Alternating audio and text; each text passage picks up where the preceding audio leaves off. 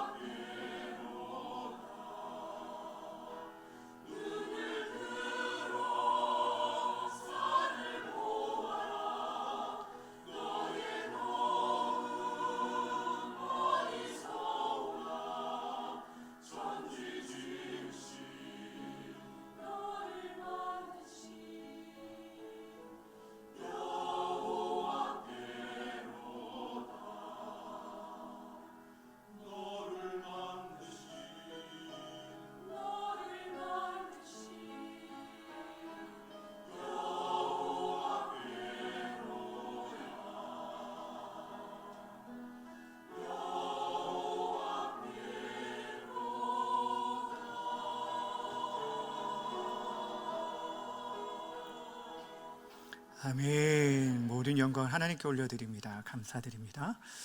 오늘 이 시간에는 애굽을 의지하지 말고 하나님을 신뢰하라 라는 제목을 가지고 말씀 증거하도록 하겠습니다. 제목을 함께 따라하겠습니다. 애굽을 의지하지 말고 하나님을 신뢰하라.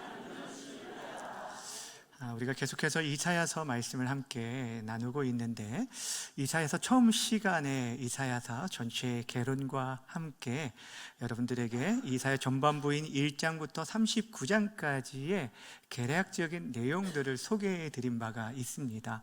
그러니까 우리가 지금 이사야서를 어떤 부분을 지금 보고 있는지를 여러분들이 좀 아셔야 이 본문을 이해하고 또 그 말씀에서 주시는 의미들을 더 쉽게 발견할 수 있을 것 같습니다. 좀 화면을 다시 한번 보여주시면 이사야서 1장부터 39장까지가 이게 구약 부분처럼 이렇게 전반부 있고, 그리고 40장부터 66장까지가 후반부라고 얘기했는데, 전반부가 이렇게 5부분으로 나눠져 있습니다. 1장부터 12장, 13장부터 23장, 또 24장부터 27장, 28장부터 30, 그 다음에 5장, 36장부터 39장까지 나눠집니다. 제일 처음 부분은 하나님께서 이스라엘 백성, 즉 유다와 예루살렘에 대한 심판의 메시지를 증거하면서 심판 가운데 오실 메시아에 대한 회복에 대한 약속을 주시고, 그리고 13장부터 23장까지는 유다 주변에 여러 나라들, 10개 나라가 등장하는데 그 10개 나라에 대한 심판의 메시지를 주면서 하나님께서 이스라엘 나라만이 아니라 온 열방을 다스리는 통치자이심, 주권자이심을 우리에게 말씀해 주었습니다.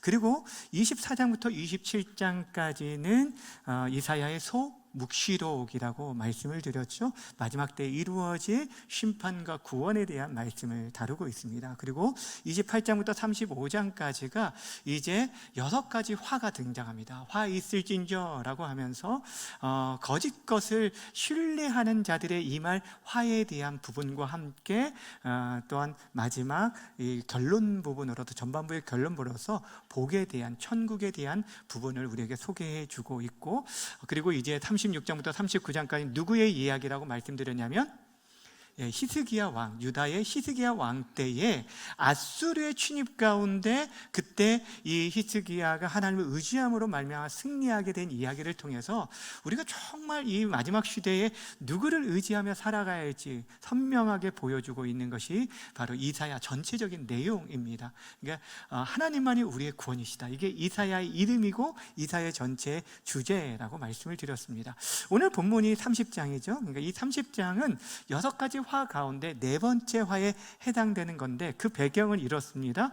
당시 이 아수르라는 나라가 지금 북이스라엘을 이미 점령하고 남유다도 위협하고 있는, 그냥 계속적인 그런 정치적 위기 가운데 있는 이 유다 백성들의 반응을 오늘 소개해 주고 있는데, 이들이 정말 이 아수르 군대의 침입이 이 턱 밑까지 왔을 때 그 절체절명의 위기 가운데 그 지도자들이 나름대로 방책을 세웠는데, 그 방책이 무엇이었냐면은 당시에 그래도 나름대로 어느 정도 힘이 있었던 전통적인 강대국인 애굽과 손을 잡는 것이었어요.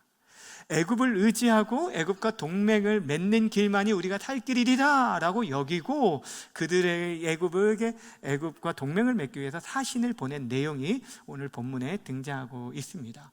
어찌 보면 이들의 행동은 당시의 정세에 발빠른 행동, 어찌 보면 굉장히 지혜로운 판단이고 현명한 그런 대처라고 세상의 눈으로는 그렇게 볼 수가 있는데, 중요한 것은 무엇이냐면 이들의 행동에 대해서 하나님께서 어떻게 평가하셨느냐라는 것이죠. 여러분, 우리들이 아무리 나름대로 지혜롭고 명철한 지혜와 계획을 가지고 나아간다 할지라도 그 모든 일들 가운데 하나님께서 어떻게 평가하시는가가 너무너무 중요한 거예요. 근데 뭐라고 말씀하시냐면, 하나님께서 하나님이 아닌 세상의 힘을 의지하는 이들을 향해서 화 있을진저 라고 하면서 심판을 선언하시는 내용이 오늘 본문의 말씀입니다.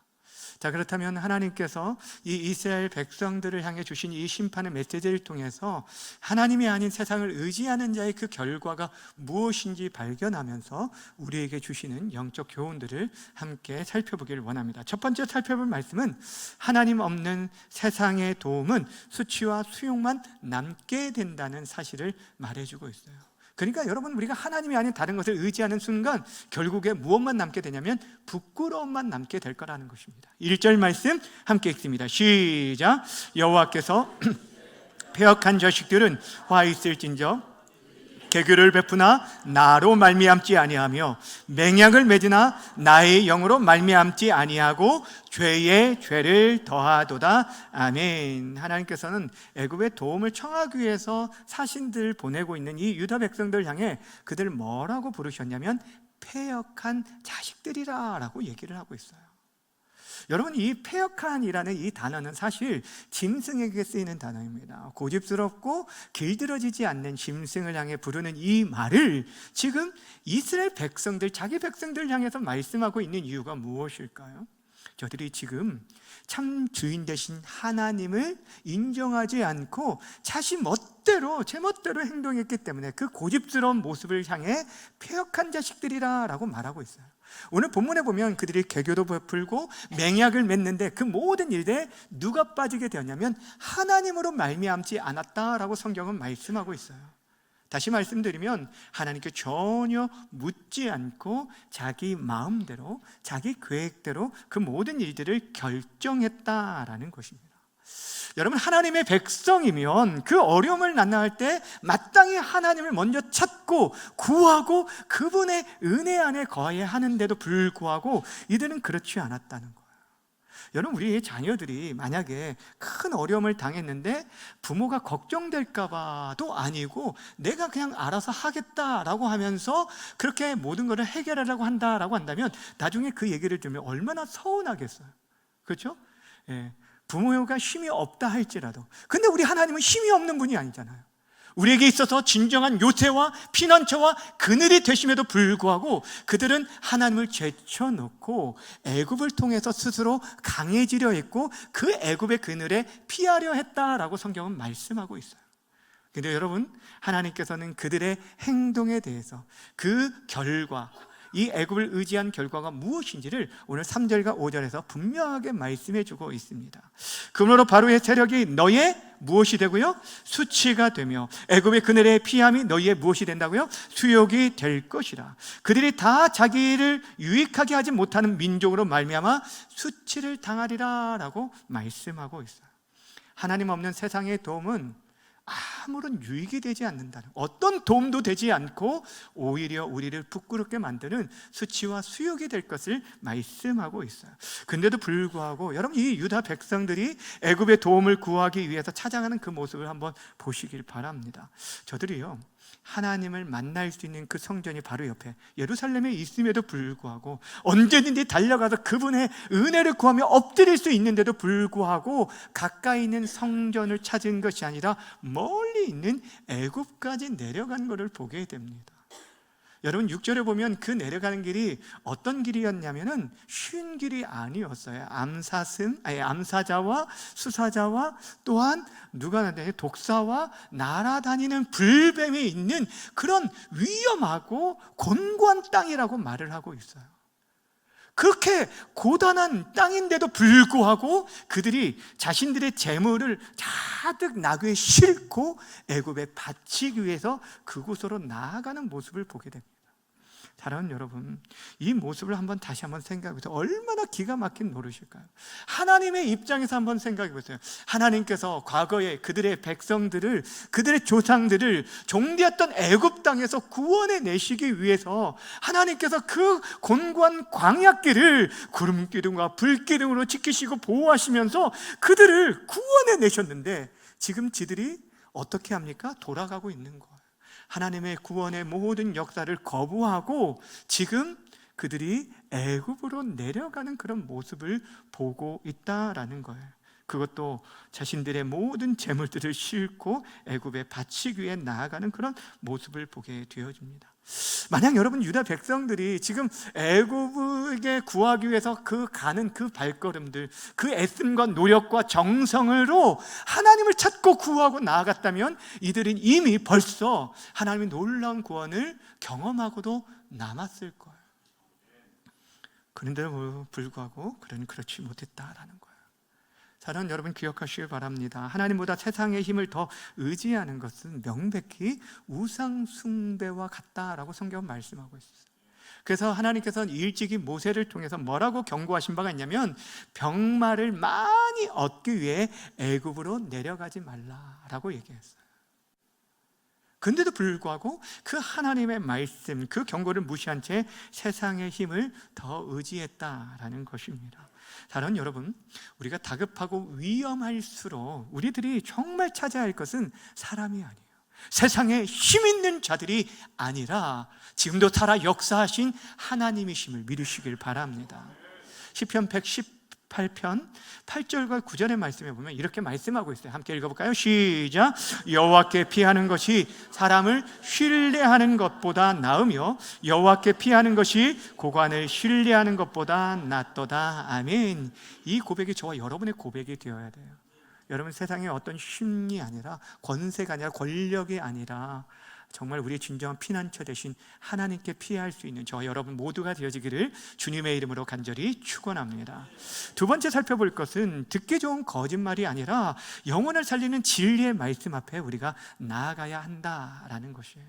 여러분, 하나님께서 이사야 선지자에게 명한 것이 있습니다. 유다가 지금 애굽을 의지하려고 했던 그것으로 인해서 화를 당하게 될 것을 어떻게 하라냐면 서판에 기록하라, 책에 기록하라 라고 명하셨어요. 8절 말씀 함께 읽어볼까요? 시작. 이제 가서 백성 앞에서 서판에 기록하며 책에 써서 후세에 영원히 있게 하라. 아멘.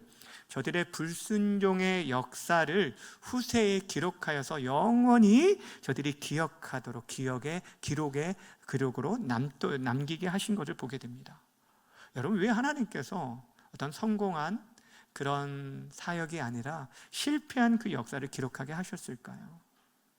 이스라엘 백성들은 당시 이 선지자들의 말을 귀등으로 그냥 흘려보내는 그런 자들이었어요.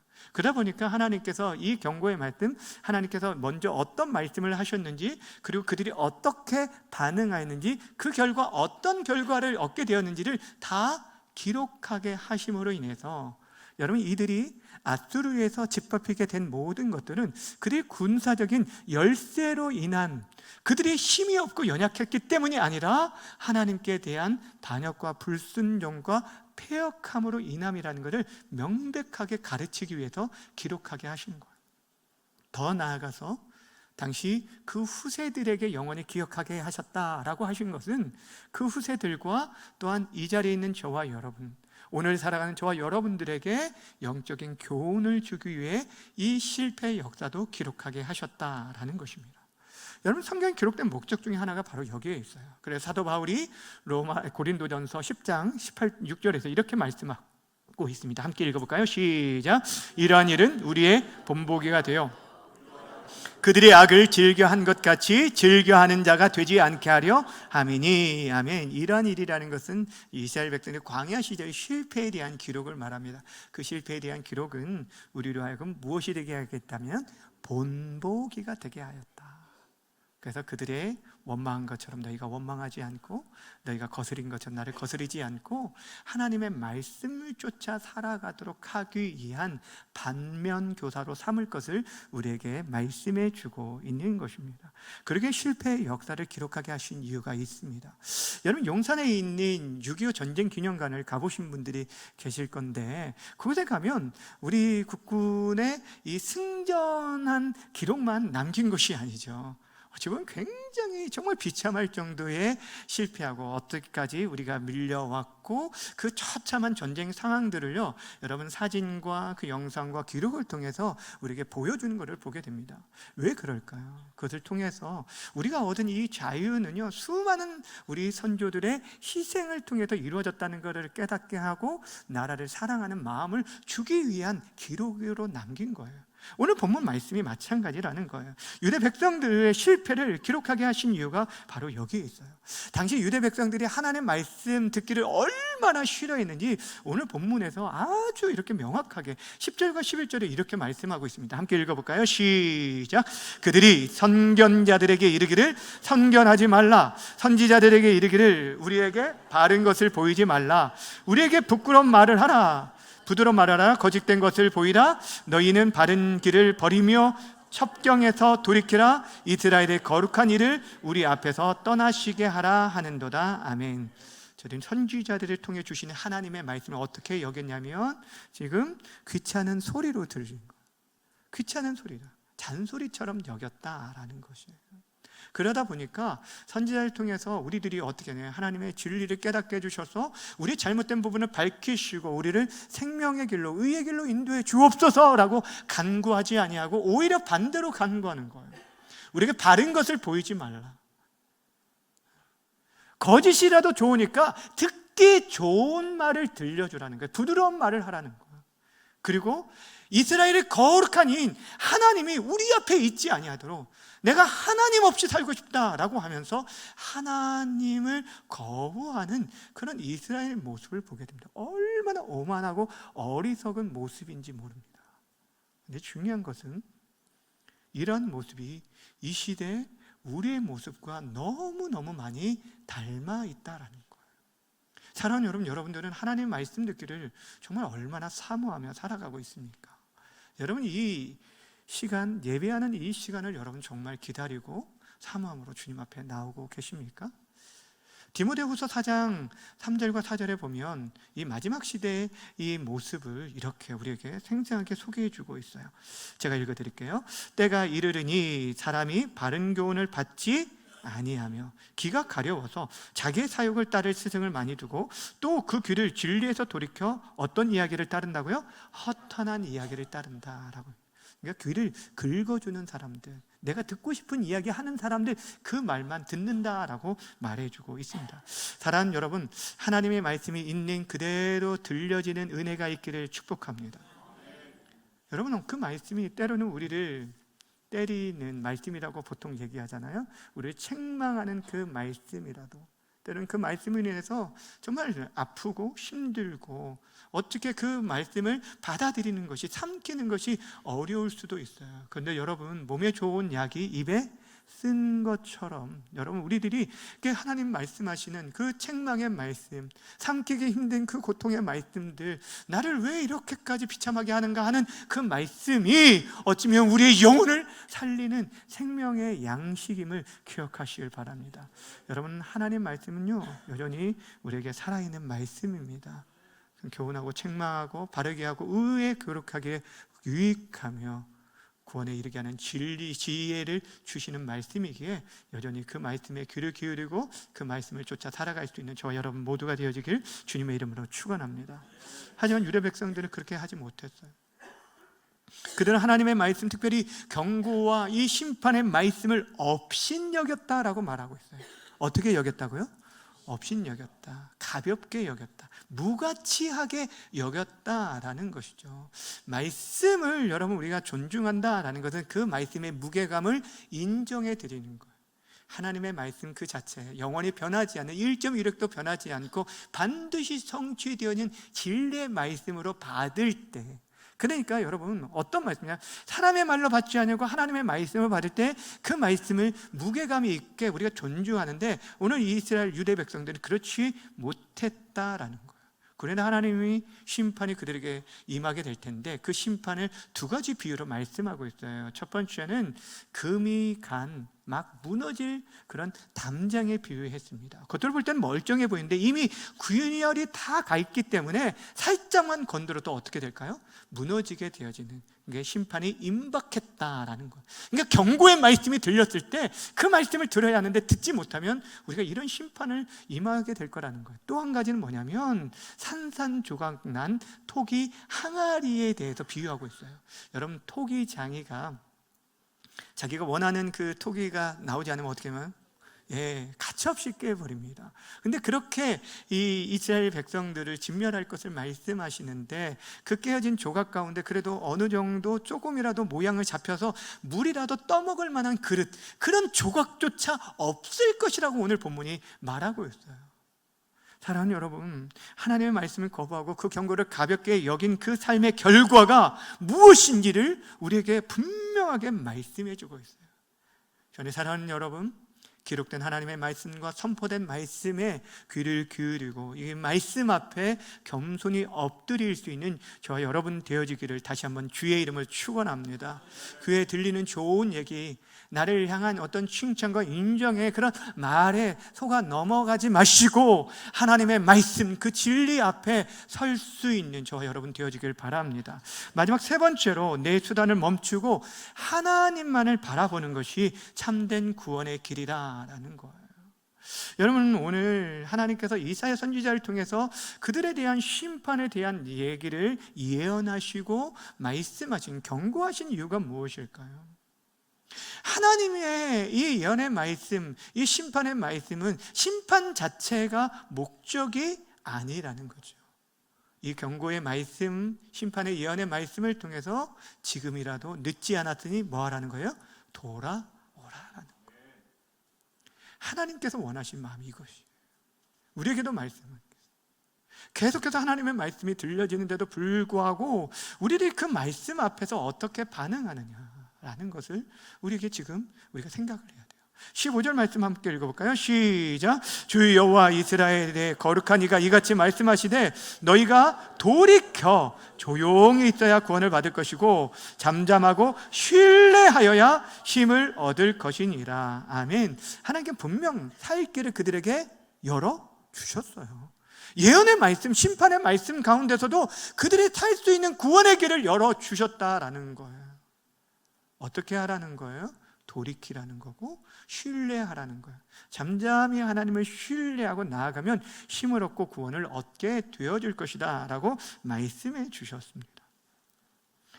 그런데도 불구하고 여러분 그들이 돌이키지 못했던 거예요. 오늘 우리에게도 하나님께서 요구하시는 것이 바로 이것입니다. 세상 의지하던 삶에서 돌이키라는 것, 잠잠히 하나님의 도우심을 구하며 그 앞에 나아오라고 우리를 지금도 초청하고 있어요. 그러게 사랑하는 여러분, 하나님의 말씀이 들려지는 순간 우리의 삶을 지금이라도 당장에 돌이킬 수 있는, 즉각적으로 우리의 삶의 방향을 돌이킬 수 있는 저와 여러분 되어지기를 바랍니다. 여러분, 우리가 이 고속도로를 운전하다 보면 때로는 반대 차선이 꽉 막혀서 정체되어진 구간들이 있잖아요. 거의 움직이지 않는데, 근데 내 차선에 뻥뻥 뚫려 막 달려갈 때 괜한 이런 어떤 쾌감이 이렇게 느껴지잖아요. 저만 지금 못돼서 그런지 모르겠지만 하여튼 간에 그럴 때가 있어요. 그런데 여러분, 내가 지금 아무리 열심히 잘 달리고 내 길이 확 열렸다 할지라도 내가 가는 지금 이 방향이 나의 목적지와 반대 방향으로 가고 있다라고 한다면 어떻게 해야 할까요? 어떻게 해야 돼요? 당장에 톨게이트에 빠져나와서 막히는 길이라도 다시 올라와야 돼요. 돌아와야 한다는 거예요. 우리 인생이 사람들이 볼 때는 평탄대로를 달리고 있어요. 잘 살았다고, 성공했다고, 출세했다고, 그 출세의 가도를 달리고 있다라고 할지라도 하나님이 보실 때 아니야, 이거 하나님 기뻐하는 방법이 아니야, 내가 원하는 방법이 아니야 라고 한다면 그 자리에서 멈춰 설 수 있는 것이, 그것이 지혜입니다. 그 말씀 앞에 내 삶의 방향을 돌이키는 것, 이것이 우리가 살 수 있는 진정한 구원의 길이라는 것. 근데 우리는 어떻습니까?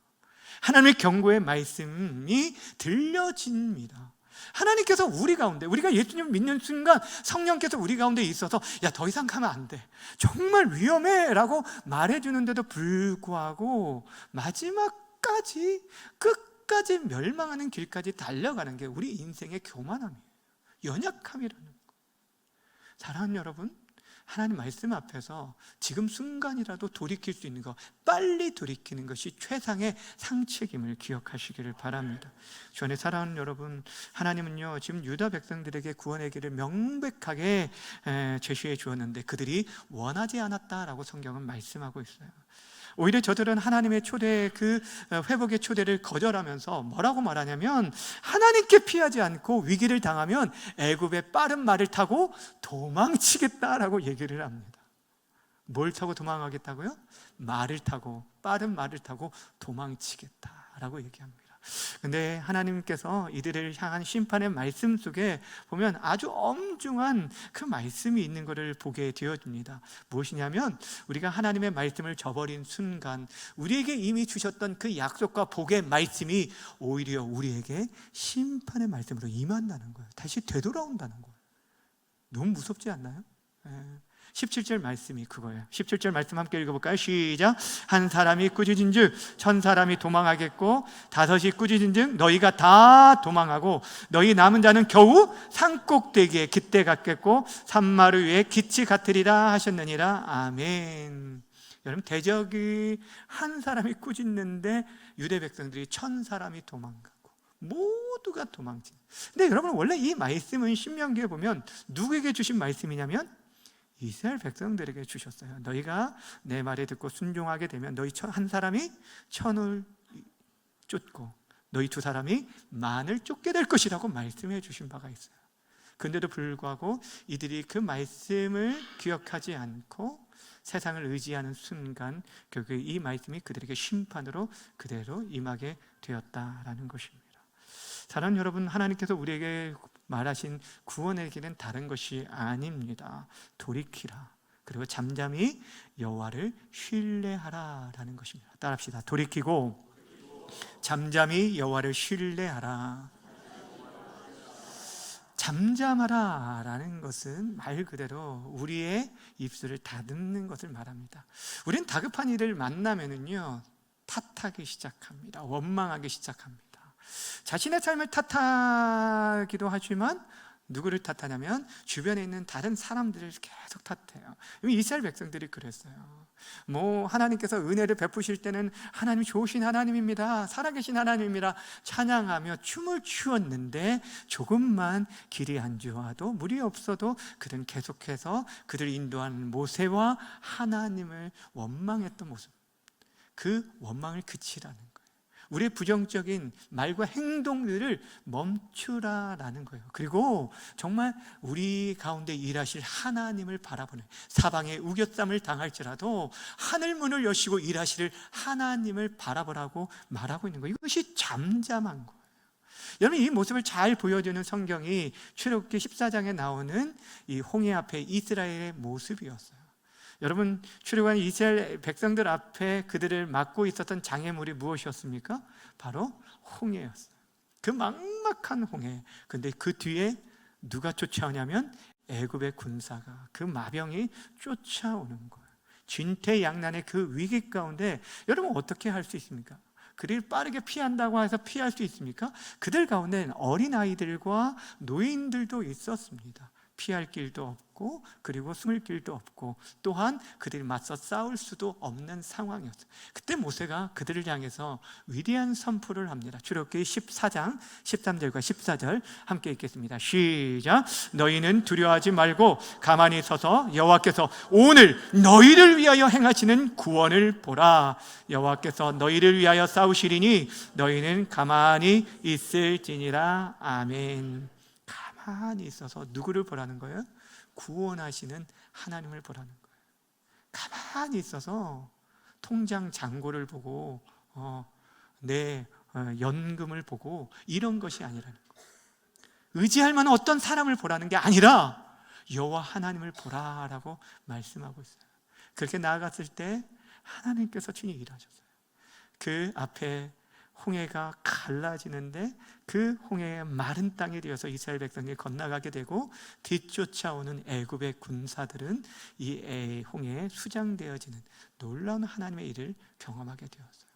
사랑하는 여러분, 우리들이 잠잠하고 우리의 삶을 먼저 돌이키고 그리고 잠잠히 하나님의 구원을 바랄 때 이 놀라운 은혜를 경험하게 되어질 것입니다. 이런 은혜가 저 여러분의 삶 가운데 나타나게 되기를 주님의 이름으로 간절히 축원합니다.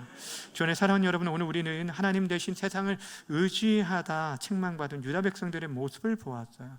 근데 이 책망의 말씀이 유다 백성뿐 아니라 이 자리에 있는 저와 여러분에게 들려지는 그런 책망의 말씀이 되기를 바랍니다. 중요한 것은 이 말씀은 단순한 책망이 아니었다는 거죠. 하나님이 그 애타게 부르짖는 그런 부르짐이었어요. 돌아오라는 거예요. 사랑하는 아들아, 사랑하는 딸아, 왜 헛된 것을 그렇게 찾고 구하느냐? 그것은 너의 구원이 아니라 너희의 피난처가 아니야. 진정한 피난처인 나에게 지금이라도 돌아오라라고 말씀하고 있어요. 주 안에 사랑하는 여러분 예상치 못한 큰 위기나 또한 감당하기 어려운 힘든 그 어려움들을 만났을 때 여러분은 어디로 피하십니까? 가장 먼저 누구에게 찾아가 도움을 청하고 있습니까? 세상의 헛된 힘이 아니라 우리의 진정한 피난처 되신 하나님께 피하시기를 바랍니다. 하나님께 나아간다는 건요, 그분의 말씀에 귀를 기울이는 거예요. 여러분들이 이 마지막 때에 더욱더 모이게 힘쓰고 하나님 말씀을 가까이 할 이유가 바로 여기에 있어요. 그리고 하나님 말씀이 우리 귀에 들려진다라고 한다면 그것이 때리고 우리를 책망하는 말씀이라 할지라도 그 말씀을 쫓아 순종하며 따라 나아가시기를 바랍니다. 그때 우리는 우리 인생이 이룰 수 있는 구원과 비교할 수 없는 역전하시는 하나님의 놀라운 기적을 경험하게 되어질 거예요. 그 은혜를 우리 모두가 경험하길 바랍니다. 마지막으로 에레미야 선지자가 우리에게 주시는 말씀, 권면의 말씀을 함께 읽고 말씀을 마치도록 하겠습니다. 함께 읽겠습니다. 시작. 기다리는 자는 여호와는 선하시도다. 사람이 여호와의 구원을 바라고 잠잠히 기다림이 좋도다. 아멘.